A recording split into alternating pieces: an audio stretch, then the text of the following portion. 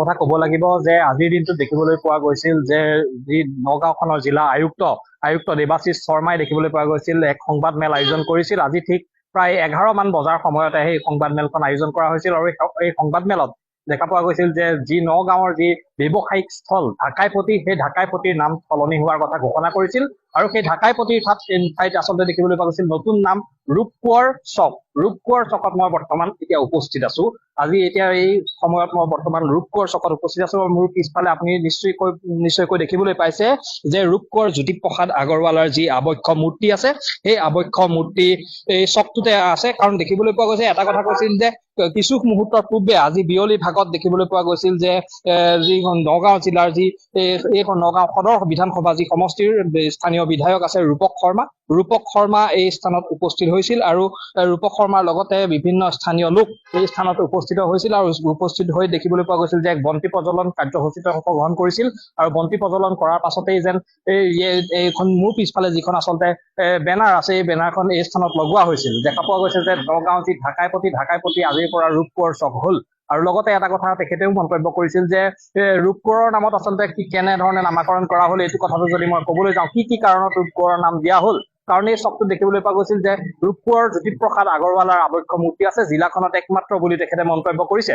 আৰু বিভিন্ন অনুষ্ঠান প্ৰতিষ্ঠানে হওক বা শিল্পী দিৱসেই হওক বা বিভিন্ন অনুষ্ঠান প্ৰতিষ্ঠান হলেই আচলতে এই ৰূপকোঁৱৰ জ্যোতিপ্ৰসাদ আগৰৱালাক স্মৰণ কৰা হয় আৰু এই স্থানত বন্তি প্ৰজ্বলন কৰা হয়। গতিকে এই স্থানত যদি দেখিবলৈ পোৱা গৈছে যে ৰূপকোঁৱৰৰ নামে নামাংকিত কৰা হৈছে আৰু লগতে আজি বন্তি প্ৰজ্বলন কৰাৰ পাছতে পৰা এই বেনাৰখন এই স্থানত লগোৱা হৈছে।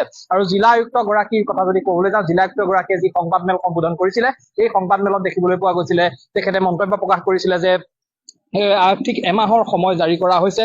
এই এমাহৰ ভিতৰত যিসমূহ নগাঁও ঢাকাইপতিত দেখিবলৈ পোৱা গৈছিল যে এমাহৰ ভিতৰত যিসমূহ বেনাৰ আছে, যিসমূহ ব্যৱসায়িক স্থল আছে বা ব্যৱসায়িক স্থলৰ যিসমূহ বেনাৰ আছে দেখিবলৈ পোৱা গৈছিল, এই বেনাৰসমূহত যি নাম আছে ঢাকাইপতি, এই ঢাকাইপতি নামটো তেওঁলোকে ইয়াৰ পৰা আঁতৰাব লাগে আৰু এমাহৰ ভিতৰত এই স্থানত ঢাকাইপতিৰ সলনি ৰূপকোঁৱৰ পোষ্ট কৰিব লাগে। ৰঞ্জন বৈৰাগী, আপুনি সামগ্ৰিক পৰিৱেশ দেখুৱাইছে।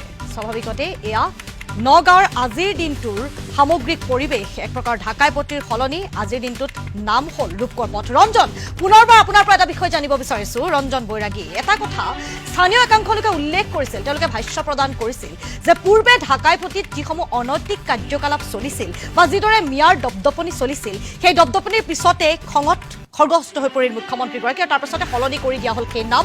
আজিৰে পৰা ঢাকাইপতিক চিনি পাব বা জনাজাত হ'ব ৰূপকোঁৱৰ চক হিচাপে।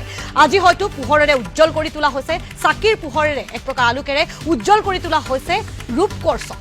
কিন্তু সেই নাম সলনি কৰিলেই পূৰ্বৰ যিসমূহ অনৈতিক কাৰ্যকলাপ বা মিয়াৰ যি দপদপনি সেয়া কমিবনে, নে এয়া মুখ্যমন্ত্ৰীৰ প্ৰথম পদক্ষেপ বা নগাঁও প্ৰশাসনৰ এয়া প্ৰথম পদক্ষেপ নেকি? পৰৱৰ্তী সময়ছোৱাত আৰু কঠোৰ হ'ব নেকি মিয়াৰ দপদপনিৰ বিৰুদ্ধে?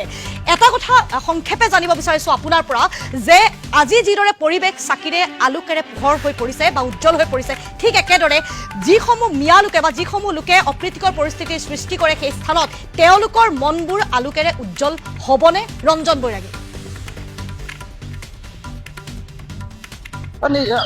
নিশ্চিতভাৱে ময়ূৰী, আপুনি এটা গুৰুত্বপূৰ্ণ প্ৰশ্ন কৰিছে। আৰু লগতে এটা কথা ক'ব লাগিব যে দুদিন পূৰ্বে যিটো ঘটনা সংঘটিত হৈছিল যে নগাঁও ঢাকাইপতিৰ এই অঞ্চলতে দেখিবলৈ পোৱা গৈছিল, এই স্থানতে সেই ঘটনাটো সংঘটিত হৈছিল আৰু সেই ঘটনাৰ পাছতে দেখিবলৈ পোৱা গৈছিল সেই ঘটনাটো যিহেতু সেই ঘটনাটোৰ যি ভিজুৱেল, সেই ঘটনাটোৰ ভিজুৱেল যে দেখিবলৈ পোৱা গৈছিল যেতিয়া সামাজিক মাধ্যমত বিয়পি পৰিছিল, সামাজিক মাধ্যমত বিয়পি পৰাৰ পাছৰে পৰা দেখিবলৈ পোৱা গৈছিল যে এক সামাজিক মাধ্যমত আলোড়নৰ সৃষ্টি হৈছিল আৰু যিসকল খিলঞ্জীয়া আছে, খিলঞ্জীয়াসকল ক্ষোভত উদ্গীৰণ হৈ পৰিছিল আৰু ইয়াৰ পাছতে দেখিবলৈ পোৱা গৈছিল যে আৰক্ষীয়ে লগতে দেখিবলৈ পোৱা গৈছিল ব্যৱস্থা গ্ৰহণ কৰিছে।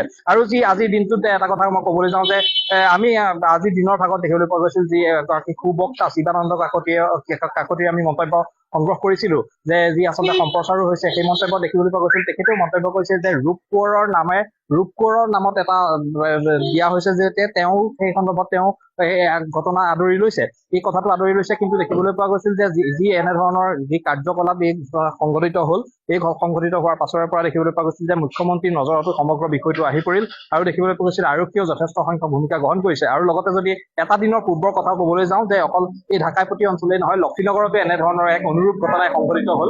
এই ঘটনাৰ পাছতো দেখিবলৈ পোৱা গ'ল যে যিকেইজন আচলতে তেওঁলোকৰ অভিযুক্ত আছে, সেই অভিযুক্তসকলক আৰক্ষীয়ে আটক কৰিলে। ময়ূৰী।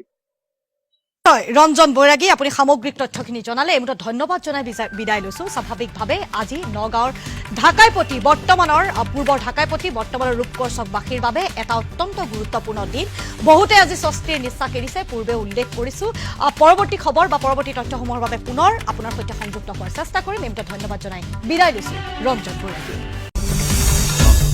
আসাম টক্স আপোচবিহীন অসম কণ্ঠ